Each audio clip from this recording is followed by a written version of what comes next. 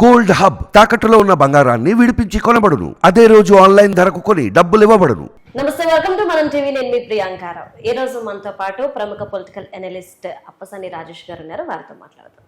నమస్కారం సార్. నమస్తే అమ్మా. సార్, ఏదైతే మాచర్ల నియోజకవర్గంలో సంఘటన చోటు చేసుకుందో అది ఇప్పుడు ప్రతి ఒక్కరిలో కూడా ప్రశ్నార్థకంగా మిగిలింది. ఎందుకు అంటే ఒక ఎమ్మెల్యే క్యాండిడేట్ వెళ్ళి ఆ ఈవీఎం మిషన్ ని పగలగొట్టడం, అది కూడా వైఎస్ఆర్సీపీకి చెందిన ఎమ్మెల్యే కావడం, అసలు ఏంటి, ఏ విధంగా చూడాలి? ఈ ధోరణి దేనికి అర్థం పడుతుంది?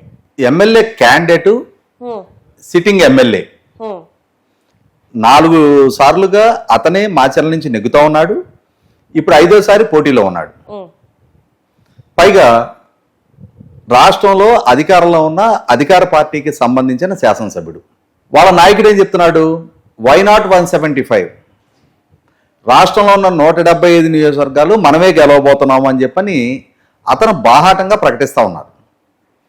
ఆ పార్టీ శాసనసభ్యుడు అతను 4 సార్లుగా నెగ్గున్న, సుదీర్ఘకాలం రాజకీయాలు ఉన్న, చట్టసభకు ఎంపికవుతూ వస్తున్న బాధ్యత కలిగిన శాసనసభ్యుడు అయి ఉండి, మరొకసారి పోటీలో ఉన్న అభ్యర్థి అయి ఉండి, అతనే స్వయంగా మాచర్ల నియోజకవర్గంలో పాల్వాగేటు పోలింగ్ బూత్లోకి వెళ్ళి ఆ పోలింగ్ బూత్లో ఈవీఎం మెషిన్ని, వీవీప్యాట్ని ఎత్తి నేలకేసి కొట్టాడు.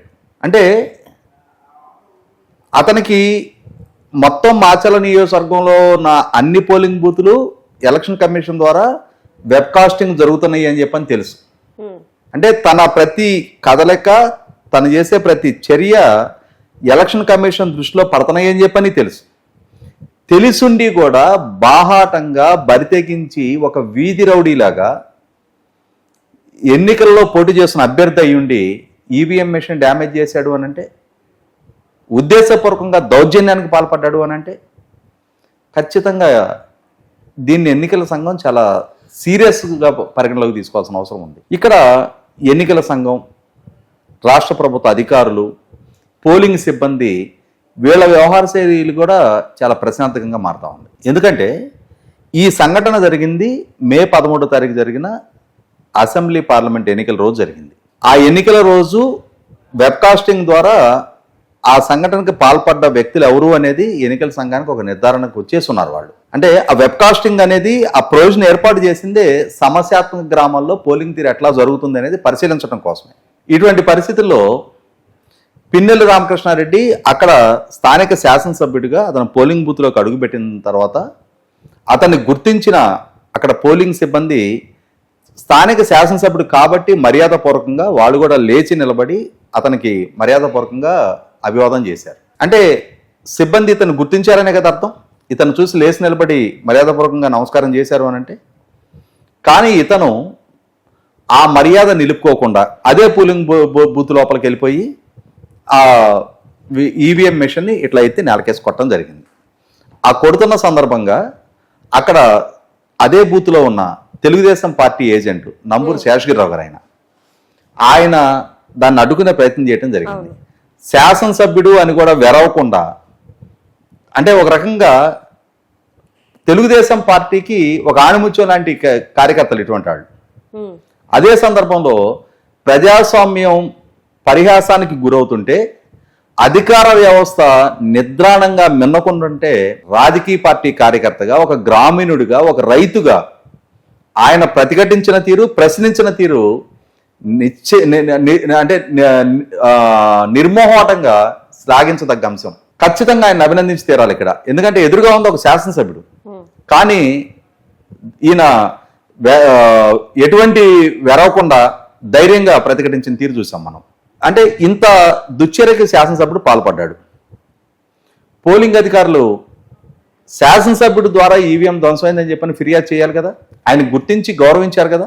పైగా ఆ వెబ్కాస్టింగ్లో ఆ వ్యక్తిని ఐడెంటిఫై చేస్తున్నారు కదా. కానీ పోలింగ్ సిబ్బంది ఇచ్చిన ఫిర్యాదు మేరకు పోలీసులు ఏమని కేసు నమోదు చేసుకున్నారు? గుర్తు తెలియని వ్యక్తులు ఈవీఎంను ధ్వంసం చేశారు అని చెప్పని కేసు నమోదు చేసుకున్నారు. 13వ తారీఖు రోజు సంఘటన జరిగింది.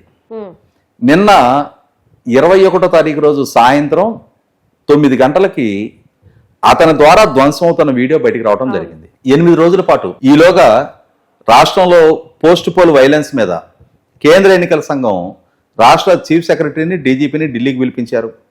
ఢిల్లీకి పిలిపించి ఈ సంఘటనలన్నిటి మీద కేస్ బై కేస్ స్టడీ చేయడం కోసం ఒక సిట్ కాన్స్టిట్యూట్ చేయండి, అధికార వ్యవస్థలో లోపాలున్నా జరిగిన సంఘటనని ప్రతి కేసుని కూలంకషంగా పరిశీలించమని చెప్పని సిట్ కాన్స్టిట్యూట్ చేయించారు. సిట్ విచారణ చేసింది. విచారణ చేసిన రిపోర్టు డీజీపీ గారికి ఇచ్చారు. డీజీపీ గారికి ఇచ్చిన రిపోర్టు ఎలక్షన్ కమిషన్ పంపించారు.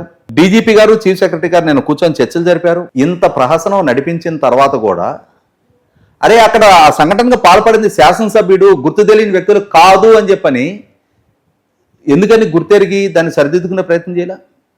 నిన్న ఎప్పుడైతే వీడియో బయటకు వస్తుందో అప్పుడు నాలుగు ఖర్చుకొని అప్పుడు శాసనసభ్యుడి మీద కేసు నమోదు చేసే ప్రయత్నం చేశారు. అంటే ఇక్కడ తప్పనిసరిగా అధికార వ్యవస్థ అధికార పార్టీ నాయకులకు దాసోహం అంటున్నారని చెప్పని అర్థమవుతుంది కదా. మనం ఇటువంటి సంఘటనలు సందర్భాలు ఎదురైనప్పుడే ఎన్నికలు నిర్వహించే ఎన్నికల సంఘం క్రియాశీలకత గురించి కూడా కొంచెం చర్చించుకోవాల్సిన అవసరం ఉంటుంది. ఎందుకంటే ఎన్నికలు నిర్వహణ గురుతర బాధ్యత మా మీద ఉంది. ఆ ఎన్నికల నిర్వహణ కోసం మేము కోడ్ ఆఫ్ కాండక్ట్ అమల్లోకి తీసుకొస్తున్నాం.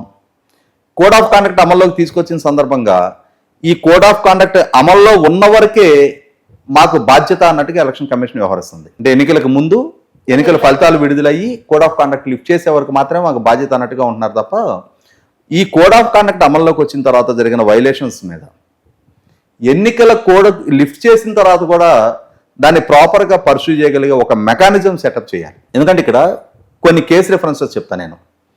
తిరుపతి పార్లమెంట్ ఉప ఎన్నిక జరిగింది. ఆ తిరుపతి పార్లమెంట్ ఉప ఎన్నిక జరిగిన సందర్భంగా అక్కడ పోటీలో ఉన్న అభ్యర్థి డాక్టర్ గురుమూర్తి వైసీపీ అభ్యర్థి, ఆయనకి మద్దతుగా అదే అధికార పార్టీకి సంబంధించిన ఇంకొందరు నాయకులు వాళ్ళ అధికారులతో కుమ్ముక్కయ్యి అధికారుల చేత ఎలక్షన్ కమిషన్కి సంబంధించిన లాగిన్ ఐడిని వాళ్ళు షేర్ చేయించుకొని దాని ద్వారా 35,000 ఓటర్ ఐడీలు డౌన్లోడ్ చేసుకొని ఆ డౌన్లోడ్ చేసుకున్న ఓటర్ ఐడీలు స్థానంలో నకిలీ ఓటర్ ఐడీలు ముద్రించి ఆ నకిలీ ఓటర్ ఐడీల అవకాశంతో నకిలీ ఓటర్లను రప్పించి వందలాది బస్సుల్లో వాళ్ళని యాత్రికుల ద్వారా రూపంలో ఇక్కడికి రప్పించి వాళ్ళ ద్వారా దొంగోట్లు నమోదు చేయించారు. అంటే ఇక్కడ ఎలక్షన్ కమిషన్ ఈ అంశం పట్ల విచారణ జరిపింది. నిజమే ఇక్కడ తప్పు జరిగింది అని చెప్పి నిర్ధారణ చేసుకొని అక్కడ ఈఆర్ఓగా ఉన్న ఐఏఎస్ అధికారి గిరీష్ షాతో మొదలుపెట్టి హెడ్ కానిస్టేబుల్ స్థాయి వరకు చాలా మంది ఉద్యోగులను సస్పెండ్ చేశారు. తిరుపతి మున్సిపల్ కార్పొరేషన్ డిప్యూటీ కమిషనర్గా ఉన్న చంద్రమోహన్ రెడ్డిని, సిఐల్ని, తహసీల్దార్ని, సబ్ ఇన్స్పెక్టర్ని ఇట్లా ఇంతమందిని సస్పెండ్ చేశారు. మరి ఇంతమందిని సస్పెండ్ చేశారు కానీ ఈ విధమైన ఎన్నిక ద్వారా లబ్ధి పొందిన పోటీలో ఉన్న అభ్యర్థి డాక్టర్ గురుమూర్తి ఆయన కదా ఎంపీగా ఎన్నికైంది, ఆయన మీద కేసు ఎందుకు నమోదు చేయాల? ఇటువంటి ప్రహసనం ద్వారా ఎన్నికైనా ఆ ఎన్నికను ఎందుకు రద్దు చేయాల? అధికారులు బాధ్యులు అయ్యారు కరెక్టే, అంతిమ లబ్ధిదారులు రాజకీయ నాయకులు కదా. లాగిన్ ఐడి ఈ గిరీష్ అని ఆయన ఎవరికి షేర్ చేశాడు? ఇప్పుడు తిరుపతి అసెంబ్లీకి పోటీ చేసిన బోమన అభినయ్ రెడ్డికి డౌన్లోడ్ చేసుకున్నది అతను. దొంగ ఓటర్ ఐడీలు ప్రింట్ చేయించింది ఎవరు? ఈ వందలాది బస్సులు ఈ లాజిస్టిక్స్ ప్రొవైడ్ చేసింది ఎవరు? ఈ కన్సర్న్ రాజకీయ నాయకుల మీద ఎందుకు కేసులు లేవు? అంటే ఒక ఆరోపణ వచ్చిన తర్వాత ఒక స్థాయికి ఎందుకని ఆ చర్యలు పరిమితం అవుతున్నాయి? మరింత ఎక్స్టెన్సివ్గా అసలు సిసలు దోషులు ఎవరు అని చెప్పని నిగ్గుదేల్చి అటువంటి దోషులని ఎన్నికల్లో పాల్గొనకుండా డిస్క్వాలిఫై చేసే మెకానిజం ఎందుకు రూపొందించట్లేదు? చట్టం అంటే భయం లేకుంటే ఇదే బరితెగింపు కొనసాగుతూ ఉంటుంది కదా. ఇవాళ 35,000 దొంగ ఓటర్ ఐడీలు ముద్రించి దాని ద్వారా ఒక ఎన్నికను అపహాస్యం పాలు చేసే అంతటి ధైర్యానికి, దుస్సాహసానికి పోటీలో ఉన్న అభ్యర్థులు వాళ్ళ మద్దతుదారులు ఒడిగడుతున్నారు అని అంటే ఎన్నికల సంఘం తీసుకునే చర్యల పట్ల భయం లేకపోబట్టే కదా. అంటే ఇప్పుడు పిన్నెల్లి రామకృష్ణారెడ్డి విషయానికి వచ్చేసేపటికి ఏదైతే వీడియో బయటకు వచ్చిందో దీన్ని బేస్ చేసుకుని ఆయనపై ఎలాంటి చర్యలు తీసుకునే అవకాశాలు ఉన్నాయి, అసలు ఎలాంటి చర్యలు తీసుకుంటే మంచిది అంటారు? నేను అదే చెప్తున్నా. ఇప్పుడు తిరుపతి సంఘటనలో ఉదాసీనంగా వదిలేశారు. వదిలేబట్టి మిగిలిన చోట్ల కూడా అభ్యర్థులకి ధైర్యం వచ్చింది. స్థానిక సంస్థల ఎన్నికలప్పుడు చూసాం, తిరుపతి మున్సిపల్ కార్పొరేషన్ ఎన్నికప్పుడు చూసాం, పట్టభద్రుల ఎమ్మెల్సీ ఎలక్షన్ అప్పుడు చూసాం. ఏ తప్పైనా చేయి, అది ఒక సర్టెన్ స్టేజ్ దాటిన తర్వాత దాని మీద ఫాలో అప్ యాక్షన్ ఉండట్లా. ఆ ఉండని నేపథ్యంలో రాజకీయ నాయకుల్లో ఒక బరితెగింపు పెరిగిపోతుంది. మమ్మల్ని ఎవడేం చేయగలుగుతాడు? కోడ్ ఆఫ్ కాండక్ట్ ఉంటే ఒక 6 వారాలు ఉంటుంది, 8 వారాలు ఉంటుంది. ఎందుకంటే గతంలోనే పెద్దిరెడ్డి రామచంద్రారెడ్డిని చూసాం మనం.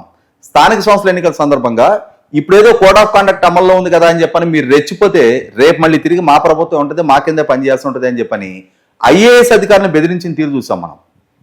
ఇవాళ పిన్నెల్లి రామకృష్ణారెడ్డి అయినా ఇవాళ రాష్ట్ర వ్యాప్తంగా ఎన్నిక రోజు ఎన్నిక తర్వాత వైలెన్స్కి బాధ్యులైన గురజాల శాసనసభ్యుడు కాసు మహేష్ రెడ్డి అయినా, నరసరావుపేట శాసనసభ్యుడు డాక్టర్ గోపిరెడ్డి శ్రీనివాసరెడ్డి అయినా, తెనాలి శాసనసభ్యుడు అన్నాపత్తుని శివకుమార్ అయినా, పొంగునూరు శాసనసభ్యుడు పెద్దిరెడ్డి రామచంద్రారెడ్డి అయినా, లేదు అనంతపూర్ జిల్లా తాడిపత్రి శాసనసభ్యుడు కేతిరెడ్డి పెద్దారెడ్డి అయినా, ఇటువంటి వాళ్ళ నియోజకవర్గాల్లో సత్తెనపల్లి నియోజకవర్గంలో అంబటి రాంబాబు అయినా, ఇటువంటి వాళ్ళ నియోజకవర్గాల్లో ఈ ఘర్షణపూరిత వాతావరణాలు వాళ్ళ శ్రేణుల ద్వారా సృష్టింపబడుతున్నాయి అని అంటే, వాళ్లే అధికార వ్యవస్థని ధిక్కరిస్తున్నారు అని అంటే, ఎన్నికల బూతుల్లో జొరబడి ఈవీఎంలు ధ్వంసం చేస్తున్నారు అని అంటే, ప్రత్యర్థి రాజకీయ పక్షాలకు సంబంధించిన బూత్ ఏజెంట్లని బలవంతాన బూత్ నుంచి బయటికి లాక్కెళ్తున్నారు అని అంటే, దౌర్జన్యాలు చేసి గాయపరుస్తున్నారు అని అంటే, చట్టపరమైన చర్యలకి వాళ్ళని బాధ్యుల్ని చేయకపోతే, ఇవాళ పిన్నెల్లి రామకృష్ణారెడ్డి లాంటి ఒక పోటీలో ఉన్న అభ్యర్థి బాహాటంగా బరితెగించి బూత్లోకి వచ్చి ఈవీఎంని ధ్వంసం చేసే అంతటి దుస్సాహసాన్ని ఒడిగట్టినప్పుడు ఎన్నికల వ్యవస్థ నుంచి అతన్ని డిస్క్వాలిఫై చేయాలి. భవిష్యత్తులో కూడా ఇటువంటి వ్యక్తులు ప్రజాస్వామ్యబద్ధంగా జరిగే ఎన్నికల్లో పాల్గొనకుండా అటువంటి వాళ్ళని శాశ్వతంగా బార్ చేయాలి. అప్పుడు మిగిలిన నాయకులు కూడా బుద్ధి జ్ఞానం వస్తుంది.